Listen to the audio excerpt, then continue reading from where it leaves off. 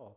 We're very much clear about establishing identity in this culture. We do a really good job of individuating and individualizing people, but mostly inside the tight circle of a small identity.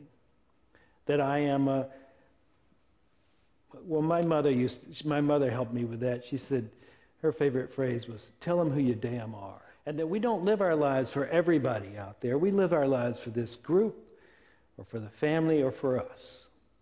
But this idea of a universal life just doesn't make sense to us, because our identity is the boundary of our concern. And so if we can extend the boundary of our concern, then we can extend our identity, but we also extend the way that we can bring harmony and peace into the world. I want to talk about this idea of universal consciousness.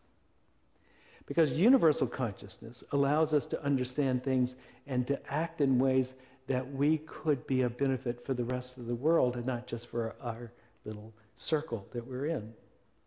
We could actually take on responsibility for the world and be a player in the world in such a way that we bring good without having it to be at the expense of someone else. Personality is just a sliver. It's not much of who you are, but our over-identification with it makes it almost the whole of it. So we need to disidentify with our personality and re-identify with the universal, with something that is spread out everywhere. Now, life is spread out everywhere, but there's one thing that's spread out even further than everywhere, is awareness itself. Our consciousness, which I'm going to define really in this sense is not like what the content of is in your mind, but the awareness that allows the mind to exist. Our consciousness is our connectivity with all that is, which is seen and unseen, to all of it. It is the ground and basis of which existence arises. And our identity, identifying with the content of our awareness, is the limiting aspect of who we are. We identify with what can be seen rather than what is the ground of seeing. What allows being to be, what allows seeing to be. We don't identify with that as much as we identify with the content of it. And so doing, we have a bracketed experience that is limited by what we can see about ourselves. Be it potential as human beings, I think is limited by this identity as well. We become less capable as spiritual beings because we have identified so much with the content of consciousness rather than the awareness itself. In the East, there's a famous phrase that asks the question, who am I? And this question, who am I, is not so much a question you can answer, at least on a spiritual level, in the same way that you would when someone says, what do you do for a living? Or who are your people? Or where'd you come from? It's not that kind of question. It's a question that asks us to reverse our looking from the content toward the source of things. From looking out in the world to looking inward is another way of saying it. From being obsessed with all that's happening in front of us, instead be observant of the ground of being itself. And so you don't get a pure, simple English answer for it. Who am I?